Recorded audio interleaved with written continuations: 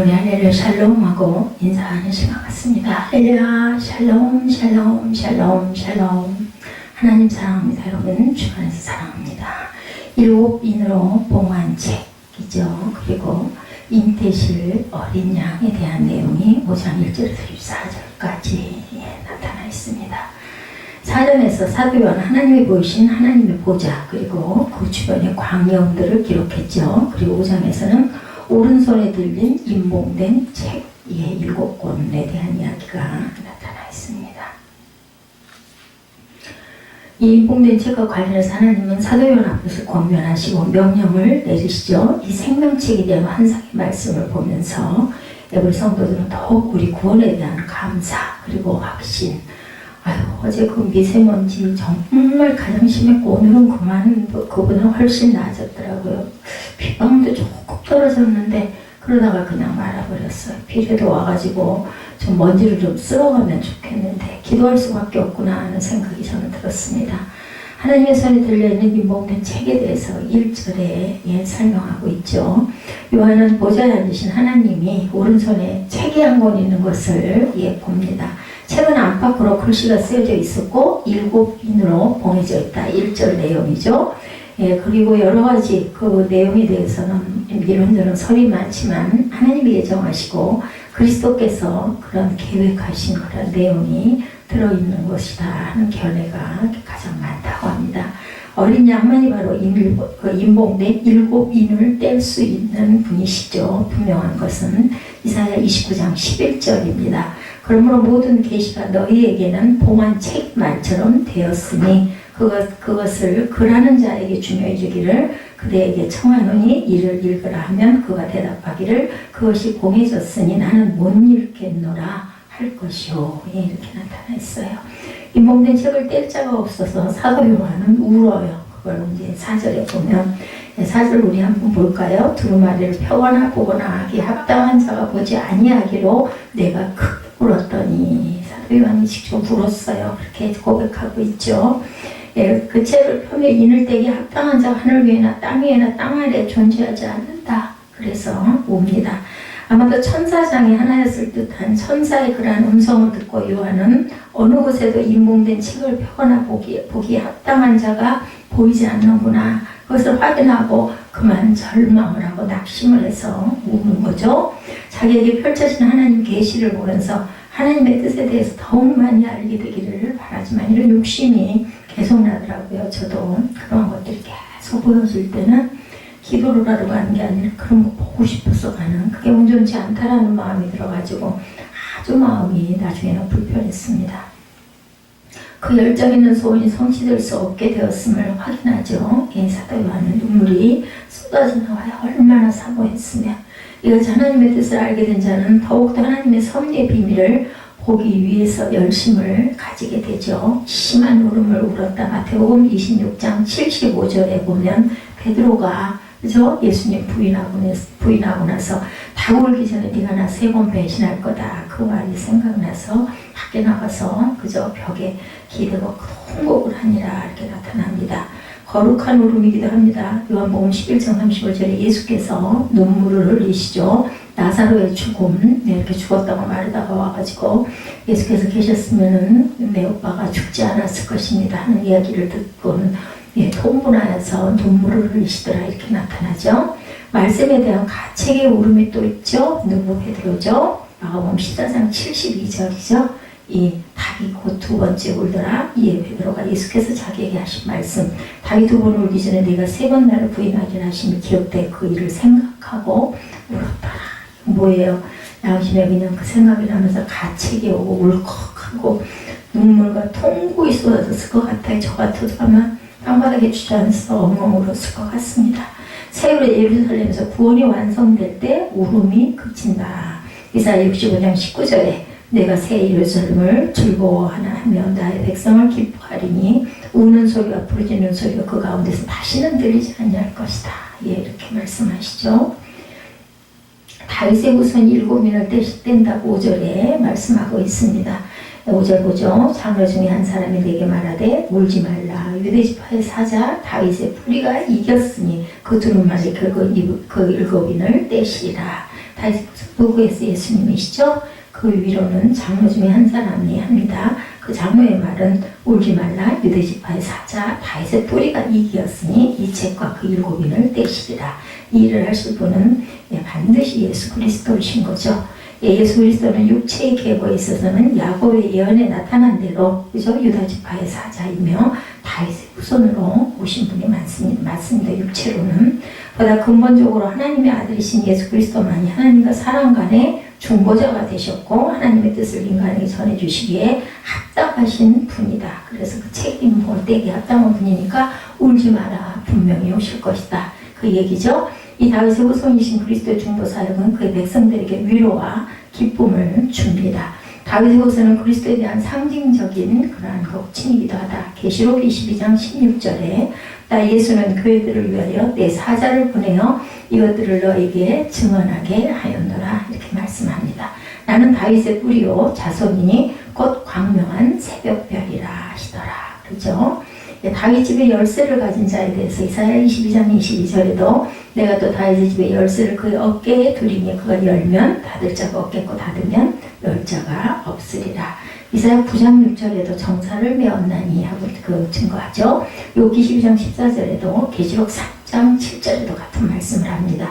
다윗의 왕위에 대해서 누가복음 1장 32절에 그가 큰 자가 되고 지극히 높으신 이의 아들이라 일컬어질 것이요 주 하나님께서 그 조상 다윗의 왕위를 그에게 주시리니 왕이시기도 하고 제사장이시기도 하고 그리고 예언자이시기도 한 분은 예수 그리스도 한 분밖에 안 계시다. 다윗의 후손은 그리스도를 지칭한 거죠. 내가 한 목자를 그들 위에 세워 먹이게 하리니 에스겔 34장 23~24절입니다. 그는 내 종 다윗이라 그가 그들을 먹이고 그들의 목자가 될지라. 나 야훼는 그들의 하나님이 되고 내 종 다윗은 그들 중에 왕이 되리라. 나 야훼의 말이니라. 에스겔 34장 23~24절의 내용이었습니다. 그리스도 손에 옮겨진 임봉된 책 7권에 대해서 그리스도에게 옮겨진 책이죠. 제목을 해서 이렇게 잡아봤습니다. 사도 요한은 임봉된 책이 그리스도의 손으로 옮겨져 그리스도에 의해 개봉되기를 기다리는 장면을 봅니다. 이때 그리스도의 모습에 대해서 사도 요한은 다음과 같이 묘사하죠. 6절에 그리스도께서는 하나님의 보좌와 내 생물과 장로들 사이에 계시다. 6절에 내가 또 보니 보좌와 내 생물과 장로들 사이에 한 어린 양이 서 있는데 일찍이 죽임을 당한 것 같더라. 그에게 7뿔과 7눈이 있으니 그 눈들은 온 땅에 보내심을 받은 하나님의 7영이더라. 이렇게 얘기합니다. 하지만 이 어린 양의 모습은 유약한 모습이 아니었고 7뿔과 7눈을 가진 어린 양이라고 하는데 이것은 하나님의 뜻을 모두 알 수 있는 능력과 지혜가 있다라는 상징적인 표현으로 보여지고 있죠. 그 어린 양이 하나님이 7명을 가진 것으로 봐서 절대로 약한 존재가 아니죠. 그분은 사단의 권세를 깨뜨리시고 하나님의 공의를 나타내시기 위해서 어린 양이 되신 분이다. 이 어린 양이 나와서 보좌에 앉으신 이의 오른손에서 책을 취하죠. 이 세상에 어떤 존재도 하나님의 손에서 임봉된 책을 받을 자는 없습니다. 어린 양이신 그리스도만이 정당한 방법으로 임봉된 책을 넘겨받습니다. 그리스도의 예표인 아담에 대해서 로마서 5장 14절에 아담으로부터 모세까지 아담의 범죄와 같은 죄를 짓지 아니한 자들까지도 사망이 왕노릇을 하였다. 이렇게 얘기하고 있습니다. 아담은 오실자의 모형이라 예수 그리스도의 모형이라는 거죠. 그리스도의 예표인 모세도 또한 그리스도의 예표로 신명기 18장 15절에 내 하나님 야훼께서 너희 가운데 내 형제 중에서 너를 위하여 나와 같은 선지자 하나를 일으키시리니 너희는 그의 말을 들을지어다. 이것이 바로 모세에 대한 그러한 그 예표. 책에 옮겨진 후 터져나온 기쁜 찬송에 대해서 8절에 증거하고 있죠. 그 두루마리를 취하심에 내 생로가 24장로들이 그 어린 양 앞에 엎드려 각각 거무고와 향이 가득한 금대접을 가졌으니 이 향은 성도의 기도들이다. 이렇게 증거합니다. 또 그들은 새 노래로 찬양하죠.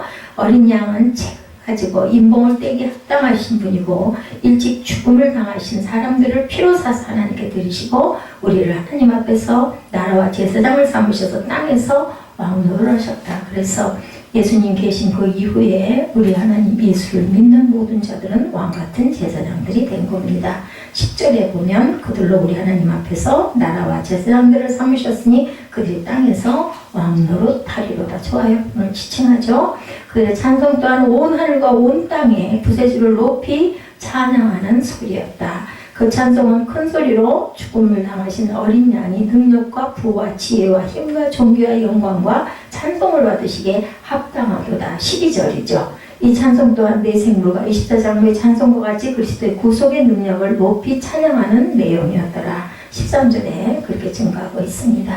내가 또 들으니 하늘 위에와 땅 위에와 땅 아래와 바다 위에와 또 그 가운데 모든 피조물이 이르되 보좌에 앉으신 이와 어린 양에게 찬송과 존귀와 영광과 본능을 세세토록 돌릴지어다.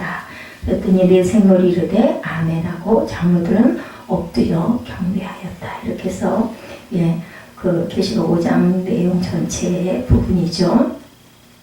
찬송은 하나님을 경배하는 거죠. 역대하 23장 18절에 여호야다가 여호와의 전에 직원들을 세워 레위 제사장의 수하에 맡기니 이들은 다윗이 전에 그들의 반열을 나누러 야훼 전에서 모세의 율법에 기록한 대로 야훼께 번제를 드리며 자기를 정한 규례대로 즐거이 부르고 노래하게 하였던 자들이더라.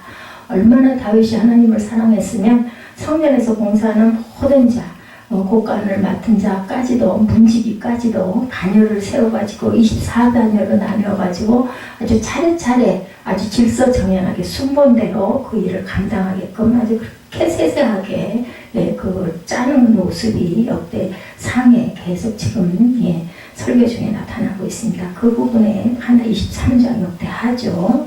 기쁨을 나타내기 위한 그만큼 다윗은 하나님을 사랑했다라는 거죠.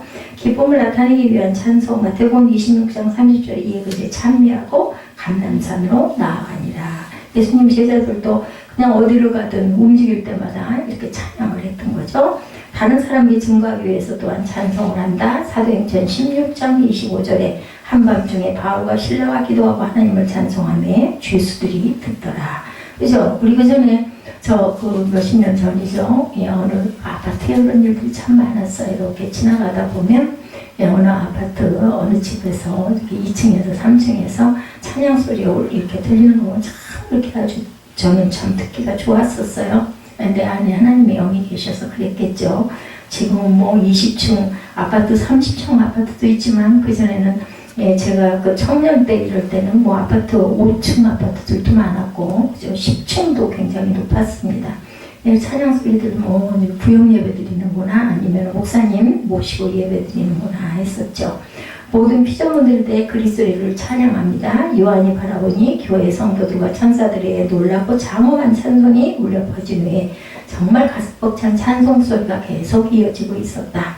그것은 이 세상의 모든 피조물들이 보좌에 앉으신 하나님과 어린 양이신 그리스도를 대상으로 해서 영광과 찬양과 존귀와 그 영광을 돌리는 그런 모습이다.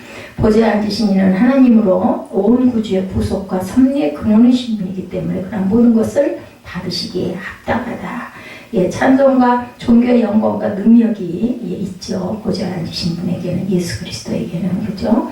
어린 양 예수님 또한 하나님과 사별을 이루시는 분이고 언약의 중보자가 되시고 친히 구속의 사역을 담당하시는 분이기 때문에 하나님과 동일한 경배를 당연히 받으셔야 합니다.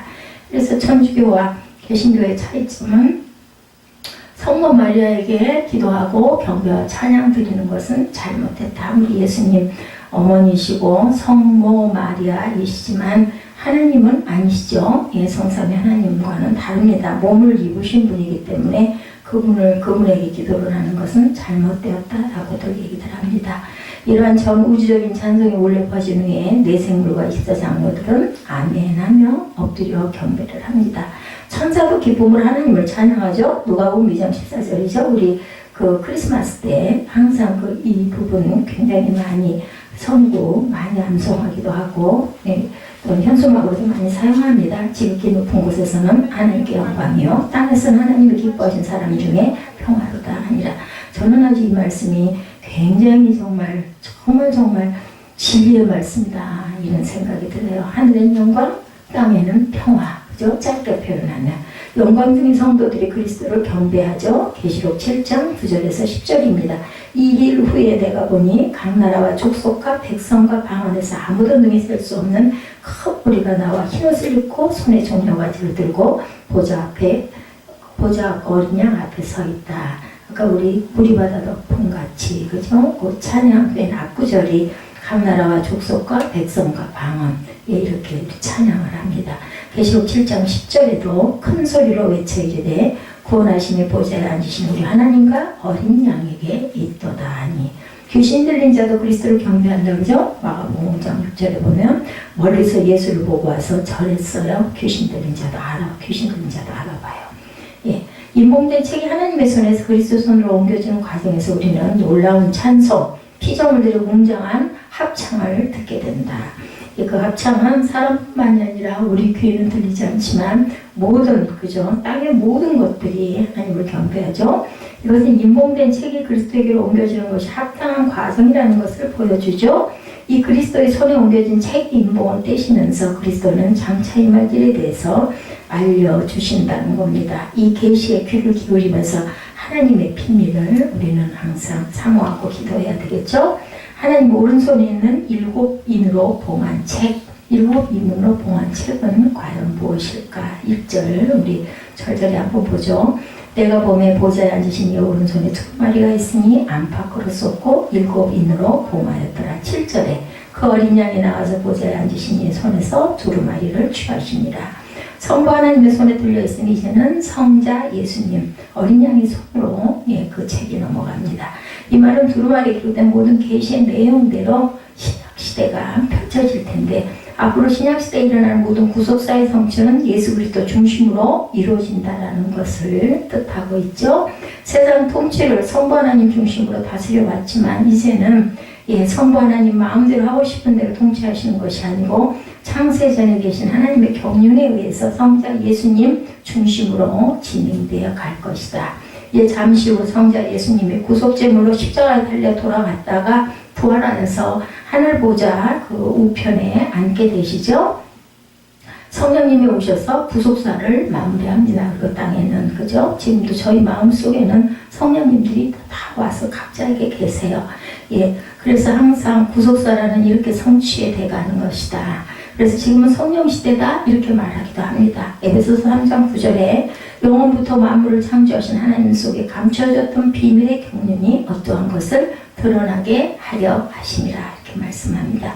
에베소서 1장 3절에서 6절에도 보면 찬송하리로다 하나님 곧 우리 주 예수 그리스도의 아버지께서 그리스도 안에서 하늘에 속한 모든 신령한 복을 우리에게 주시되 곧 창세전에 그리스도 안에서 우리를 택하사 우리로 사랑 안에서 그 앞에 거룩하고 흠이 없게 하시려고 기쁘신 뜻대로 우리를 예정하사 예수 그리스도로 말미암아 자기의 아들들이 되게 하셨으니 이는 그가 사랑하시는 자 안에서 우리에게 거저주시는 바 그의 은혜의 영광을 찬송하게 하려는 것이다. 이렇게 증거합니다.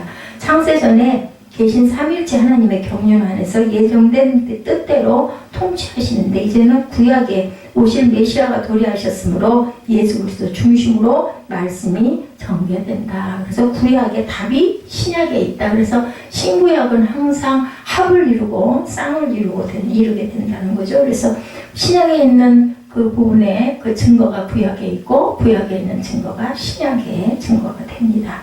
이제는 구약에 오신 메시아, 그래서 예수 그리스도 중심. 인때는 역사는 앞으로 펼쳐질 복음시대와 사탄의 도전과 함께 일어날 숨겨진 비밀의 계시의 징조들을 미리 펼쳐 보이는 것이고 나팔지향은 앞으로 지구촌에 일어날 경고성 국제적 그 재앙들이 기록된 것이고 대접재앙은 지구촌의 마지막 심판재앙이 내려올 내용을 미리 예언적으로 계시해서 보여준 내용입니다. 지금 기록된 성경 말씀대로 모든 우주와 윤리 역사가 그대로 진행돼 가고 있죠. 그 믿음의 사람들 예수를 믿고 하나님의 세상을 창조하셨다는 거 믿는 사람들은 지금 일어나고 있는 대기층의 이러한 징조들도 그냥 우연으로 봐서 넘겨서는 안 됩니다. 인류의 구속사는 창세전에 계신 하나님의 경륜에 의해서 계시와 예언대로 성취되어 가고 있고 말세 한가운데 우리가 살고 있다는 것을 항상 그래서 준비된 삶을 살아야 됩니다. 매일매일을. 1절이죠. 보좌에 앉으신 이의 오른손에 들려있는 책. 보호하시는 권능 있는 손을 말하죠. 오른손은 그저 창조주의 손, 통치자의 손입니다. 두루마리는 앞으로 되어질 감추었던 비밀의 계시를 말하죠. 앞으로 이 땅에 이루어질 계시 내용입니다. 안팎으로 쓴 내용과 그 의미, 책이 있으니 안팎으로 쓰죠. 빠짐없이 확실하게 온전하게 써진 책이라는 뜻이기도 합니다. 계시록 10장의 책과 동일하죠. 여기서 인봉한 책, 하나님의 오른손에 가지신 책, 인봉을 떼시기 합당하신 어린 양 되신 예수님 손에 넘겨주어서 6장에서 7 인봉을 떼시는 내용, 그리고 10장에서는 인을 다 떼었기 때문에 펼쳐진 책으로 나타납니다. 흰새 해와 같이 빛나는 천사의 손에 넘겨져서 사도 요한에게 주어서 먹게 하죠. 먹어야 소화가 돼서 말씀이 요한의 인격과 심령 속의 실체가 되어서 세상에 전할 수 있기 때문에 그것을 먹어라 이렇게 얘기하죠. 그 전에 보면은 단어 콘다이스라고 하죠. 예, 그것을 다 외우고 나면 막 찢어서 먹었다고 그래요. 정말로 씹어서 먹기도 했다고 합니다. 우리도 십자가의 복음, 부활의 복음, 다시 오실 재림의 복음, 휴거 오세아누가 새 땅의 복음을 확실히 먹는다는 건 뭘까요? 말씀을 우리가 익히고 깨닫고 알고 그리고 그 실체가 돼서 말세의 복음을 전하는 그러한 저와 여러분들이 되셔야 됩니다. 중요한 것은 내가 그런 걸 깨닫고 알았다고 해서 모르는 사람들은 무식하다고 폄하해서는 절대로 안 된다라는 거. 그런 얘기들을 한대요.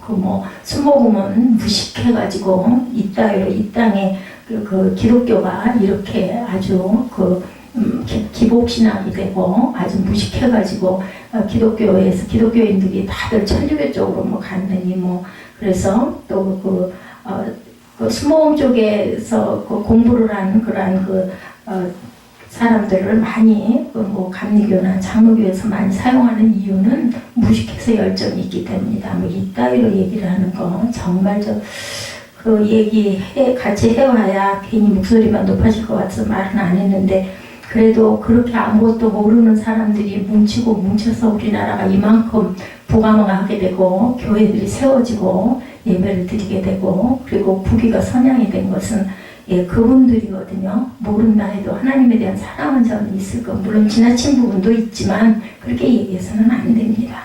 이사야 29장 11, 12절이죠. 그러므로 모든 묵시가 너희에게는 마치 공한 책의 말이라 그것을 유식한 자에게 주며 이르기를 그대에게 청하노니 이를 읽으라 하면 대답하기를 봉하였으니 못하겠노라 할 것이요 또한 무식한 자들에게 주며 이르기를 그대에게 청하는 이를 읽으라 하면 대답하기를 나는 무식하다 할 것이니라. 이사야 29장 11, 12절에 그런 내용입니다.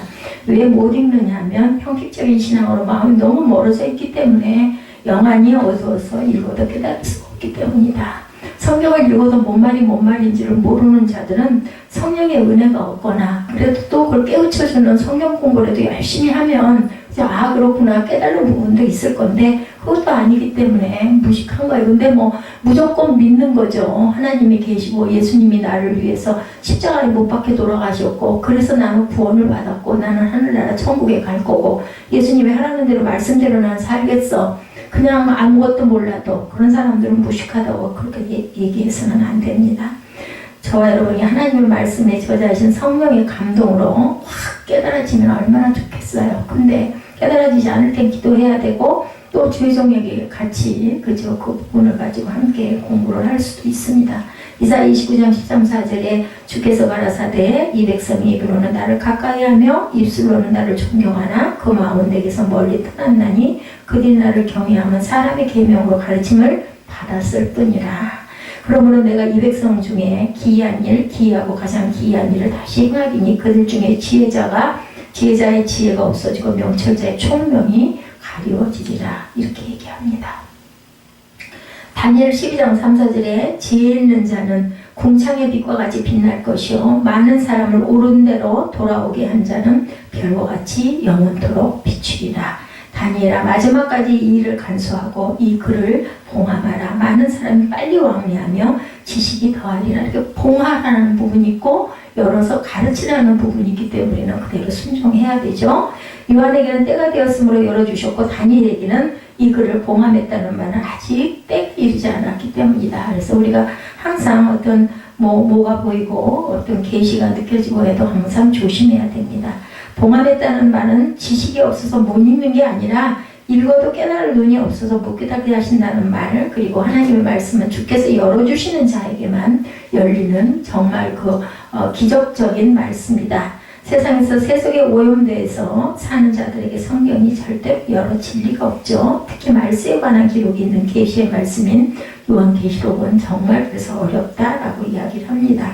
시편 119편 130절이죠. 주의 말씀을 열면 빛이 비치어 우둔한 사람들을 깨닫게 하나이다. 일반론적으로 이렇게 고칩니다. 어떤 신령한 사람이 성경 말씀을 해석해주면 우둔한 많은 사람들이 깨닫게 되는 것을 이렇게 얘기하기도 합니다. 그리고 그 개혁되기 전 성경에는 주의 말씀을 열므로 우두는 자에게 비추어 깨닫게 하나이다 이렇게 나타내기도 합니다. 합당한 자, 사모하는 자에게 말씀이 저자신 성령의 눈으로 열어주시는 것을 말하죠. 특별한 자에게 성령께서는 깨닫게 하십니다. 알게 하시죠. 일곱 인으로 봉한 책의 의미는 일곱 인으로 봉하였더라. 구약과 신약에서 부분적으로 약간만 열려졌을 뿐 요한계시록에서 완전히 열려진 책을 얘기하고 있습니다. 아직 열려지지 못한 인봉된 계시는 또 다른 관점에서 말하면 아직도 그 예언의 말씀이 완전히 성취되지 못했기 때문에, 그죠? 오시고 나면 그 이후에는, 그죠? 아, 그랬구나 하고 이제 증거가 되는데 아직은 다 이루어지지 않았다라는 거죠. 성경의 메시아에 관해서 기록된 그 모든 계시가 완성이 됩니다. 뒤에 계시라는 특강, 그런 부분의 것들이 우리에게 나중에 더 많은 증거를 할 것이다. 천사의 외치는 소리 2절이죠. 힘있는 천사의 외치는 소리. 또 왜 힘있는 천사가 큰 음성으로 외치기를 누가 그 두루마리를 펴며 그 인을 떼게 합당하냐. 힘있는 천사의 출현이죠. 6절에 보면 또 내가 보니 보좌와 내 생물과 장로들 사이 한 어린 양이 서 있는데 일찍이 죽임을 당한 것 같더라. 그에게 7 뿔과 7 눈이 있으니 그 눈들은 온 땅을 보내심을 받은 하나님의 7 영이더라. 2절에 봄에 힘있는 천사의 큰 음성으로 외치기를, 이 말은 너무 안타깝고 답답해서 큰 소리로 외쳤다. 힘있는 천사는 얼마나 크고 힘있는 천사일까? 지구라도 번쩍 들어서 깨뜨려 버릴 수 있는 어마어마한 힘이 있는 천사겠죠.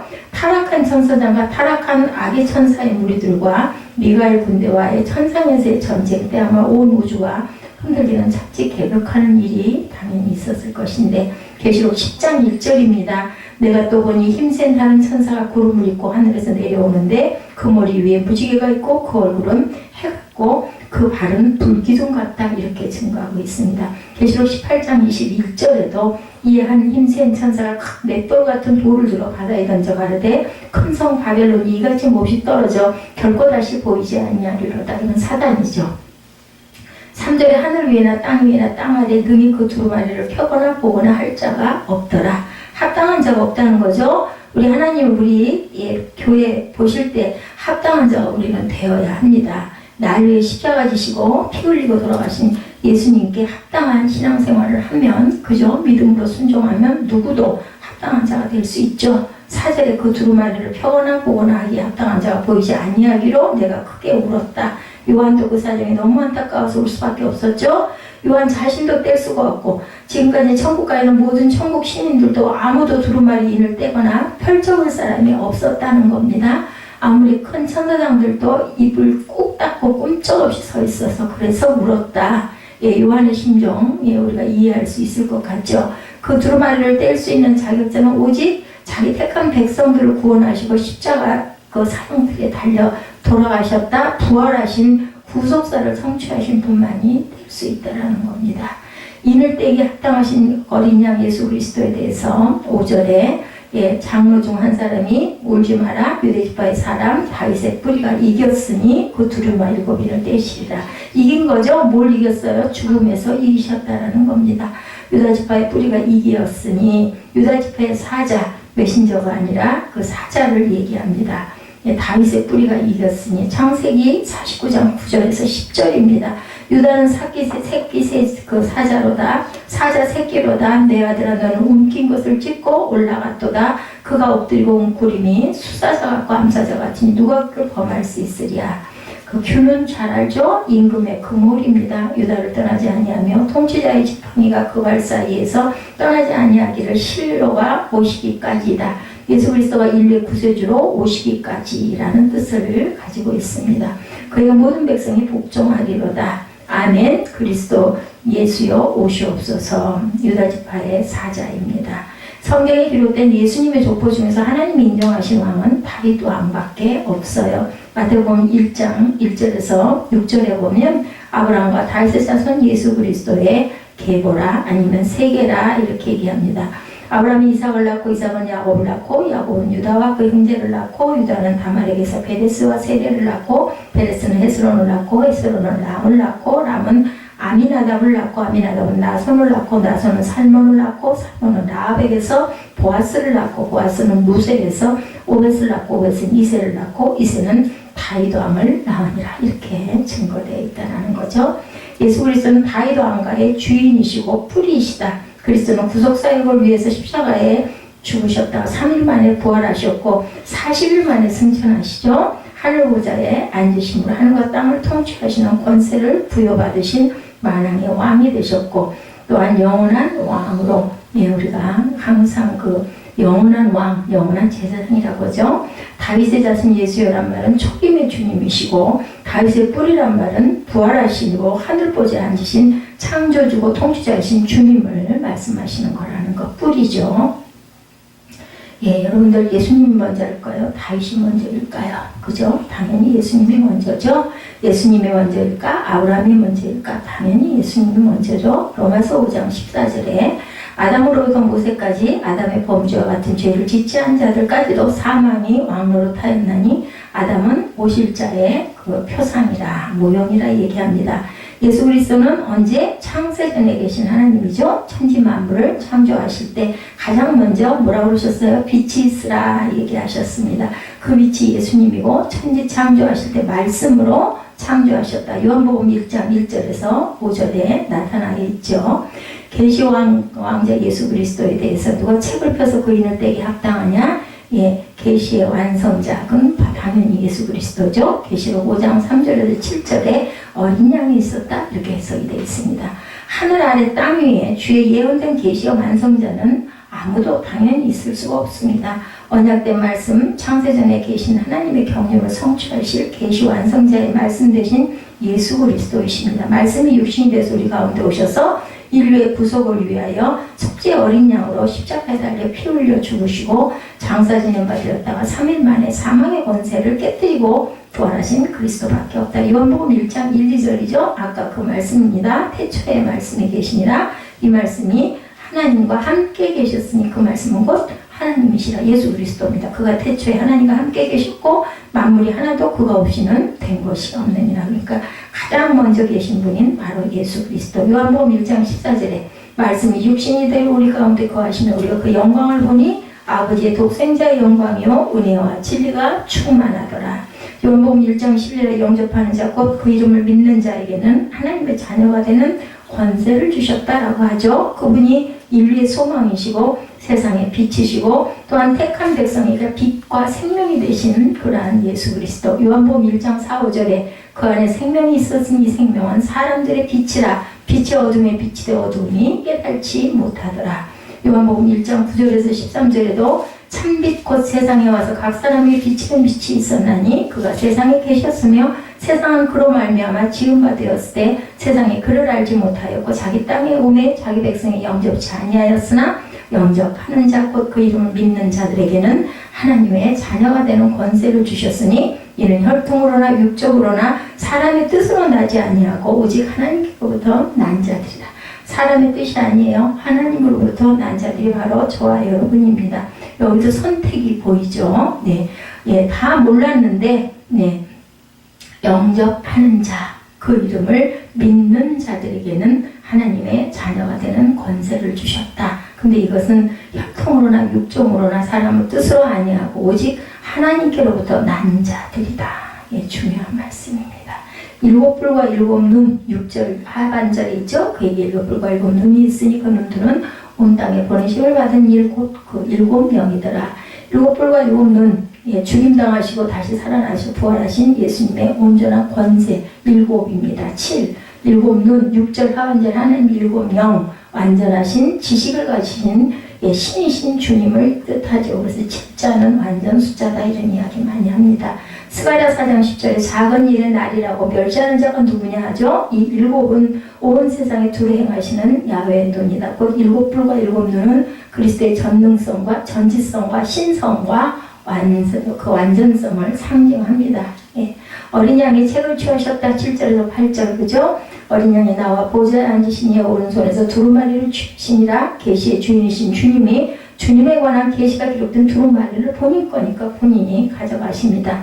원래는 성부 하나님이 계시였는데 아들 이 성자 예수께 주셨으므로 정권이 이양되었다. 8절 두루마리를 취하신 내생물과 24장로들이 어린 양 앞에 엎드려 각각 검은고와 향이 가득한 금대접을 가졌으니 이 향은 성도들의 기도들이다. 두루마리를 취하셨다. 이때가 대단히 중요합니다. 그래서 이때부터 내생물들과 24장로들이 어린 양 앞에 엎드려 경배하게 되죠. 한 나라의 대통령이 새로 뽑히면 정권 이양을 하죠. 성부 하나님의 주체적인 인류 통치를 해오셨는데 이제는 성자 예수 그리스도의 구속사의 완성을 주도하시게 되므로 정권이 이양이 됐다. 인류 구속의 계시의 말씀은 인류 구속을 위하여 어린 양이 구속사의 제물로 십자가에 달려 죽으시고 사망의 권세를 이기시고 부활하신 예수님만이 계시의 책을 열기에 합당하신 분이죠. 각각 검은고와 향이 가득한 금대접을 가졌는데 이 향은 성도들의 기도다. 그래서 신약시대는 성자시대, 성령시대다 이렇게 이야기합니다. 그 지상에 있는 교회들, 성도들이 예수 그리스도의 이름으로 드리는 기도는 반드시 천상의 하나님께 상달이 되죠. 하늘의 찬양과 경배, 천상과 지상 성도들의 기도, 상달과 천상의 응답이 분명히 있다. 내생모가 있어서 장로들의 금대접을 받은 향이 가득한 금대접을 가졌다. 이 향은 성도들의 기도라 이렇게 얘기하죠. 상달되는 기도는 지상 성도들의 기도드리면 천사의 손에 받들려 천국 보좌에 상달되죠. 이 기도가 상달되면 24장로들이 하나님의 보좌에 드리며 간언을 한다. 내생물과 24장로들의 노래 9절에서 10절이죠. 새 노래를 불러 이르되 천국에서 부를 구속의 노래 그것이 바로 새 노래 나라와 제사장을 삼으셨다라고 얘기합니다. 우리는 그의 나라요 제사장들이죠. 장성한 성도들과 주의 종들이 앞으로 예수 믿고 구원받을 세상 사람들과 어린 양 때 그 어린 양 때 성도들을 위하여 중보기도 하고 예배를 집행하며 성례를 집행하는 거 우리는 그의 나라다. 계시록 1장 6절에 그의 아버지 하나님을 위하여 우리를 나라와 제사장으로 삼으신 그에게 영광과 능력이 세세토록 있기를 원하노라 이렇게 얘기합니다. 우리는 주의 나라고 왕이고 제사장이고 성전이고 신부이고 자녀인 동시에 최종적으로 종들이기도 하다. 그렇죠? 세상에서의 종이란 자기 소유, 자기 뜻이 없는 자를 종이라고 그러죠? 오직 주인의 뜻에 합당하게 순종하는 자가 바로 종입니다. 바울이나 베드로 또한 야고보나 요한이 자기를 가리켜 그리스도의 종된 자라고 말하죠. 이 말은 대단한 그런 깊이가 있는 말에서 우리도 그러한 온전한 종된 자들이 돼야 되겠죠. 목회자라고 해서 다 온전한 종, 저도 당연히 온전치 못합니다. 종이 덜 된 자 많죠. 누구를 하나님밖에 아실 분은 없습니다. 만만천천의 천사들의 하나님 찬양과 경배가 11절에서 14절에 나타납니다. 더 영화로운 천국의 주인공들의 무리가 되어서 함께 찬양해야 되겠죠. 많은 천사의 음성 그 수가 만만이요 천천이라 아주 많다라는 뜻. 다니엘 7장 10절이죠. 그에게 수정하는 자는 천천히요 그 앞에 시위한 자는 만만이며 심판을 베푸는데 책들이 펴놓였더라 이렇게 증거되어 있습니다. 히브리서 11장 22절에서 24절에도 그러나 너희가 이른 곳은 시온산과 살아계신 하나님의 도성인 하늘의 예루살렘과 천만 천사와 하늘에 기록된 장자의 총회와 교회와 만민의 심판자이신 하나님과 및 온전케 된 의인의 영들과 새 언약의 중보이신 예수와 및 아벨의 피보다 더 낫게 말하는 뿌린 핀이라 이렇게 증거되어 있습니다. 천만 천사들이라는 것은 그 수가 하나님과 하늘나라에 쓰시기에 부족함이 없는 풍성한 숫자 많은 천사들이란 뜻이죠. 큰 음성으로 찬양했다라고 12절에 말합니다. 12, 13절에 주님을 당하신 어린 양이 능력과 부와 지혜와 힘과 존귀와 영광과 찬송을 받으시기에 합당하다. 보좌에 앉으신 이와 어린 양에게 찬송과 존귀와 영광과 능력을 세세토록 돌릴지어다 이렇게 말하죠. 내생물이 아멘 장로들의 경배로 끝납니다. 내생물은 가로되 아멘하고 장로들은 경배하더라. 우리도 이런 자세로 예배를 드려야 된다. 계시록 7장 11, 12절에 모든 천사가 보좌와 장로들과 내 생물의 주위에 섰다가 보좌 앞에 엎드려 얼굴을 대고 하나님께 경배하며 가로되 아멘. 찬송과 영광과 지혜와 감사와 존귀와 능력과 힘이 우리 하나님께 세세토록 있을지로다. 아멘. 이렇게 고백합니다. 계시록 19장 4절에도 24장로와 내 생물이 엎드려 보좌에 앉으신 하나님께 경배하여 가로되 아멘 할렐루야 하니 이 말을 우리 입술에 항상 붙이고 살아야 되겠죠. 하나님께 엎드려 아멘 할렐루야 매 순간마다 경배하는 그런 마음밭들이 되셔야 되겠죠. 로마서 12장 1절에 너희 몸을 하나님의 기뻐하시는 거룩한 산 제물로 드리라. 이 말씀을 읽을 때마다 마음에 애통을 하고 아주 원통하고 분통이 터져요. 그렇게 기억이 잘 안 나가지고 어떤 교수인지가 뭐 얘기하길래 제가 산 제물로 드려야죠 했더니 왜 하필이면 산 제물이냐고 이따 이런 무식한 소리를 하고 진짜 아주 그냥 정말 속에서 뭐 화가 엄청 났거든요. 그랬더니 금방 뭐 다리가 뭐 마비가 됐다고 뭐 왼쪽 다리인가 오른쪽 다리가 마비가 됐다고 하면서 뭐라 그러냐면 내가 말을 잘못해가지고 하나님 벌을 주셨나 이러더라고요. 속으로 내가 잘 됐다 그랬죠. 말 안 하고. 예, 그 말 함부로 하면 안 되죠. 이는 너희 이거 알았으면 다 이거 증거했어야 로마서 12장 1절에 있어서 그렇습니다. 지금도 아주 한스러워요. 이거 볼 때마다. 예, 영적 예배는 거룩한 산 제물로 우리가 드려야 되는 겁니다. 예, 육적 예배가 아니죠. 영적 예배를 드려야 되죠. 당신은 육적 예배 아니면 영적 예배 드리고 계십니까? 라고 물었을 때 영적 예배를 드리고 산 제물로 드립니다. 살아있는 우리 몸 그대로를 다 드리는 거죠. 하나님이 기뻐하시는 거룩한 산 제물로 드리라. 무엇을? 우리의 몸을. 그것은 생활, 삶, 생애, 생명 그런 모든 것들을 하나님께 온전하게 드리는 모습입니다. 로마서 12장 2절이죠. 너희는 이 세를 본받지 말고 오직 마음을 새롭게 함으로 변화를 받아 하나님의 선하시고 기뻐하시고 온전하신 뜻이 무엇인지 분별하도록 하라.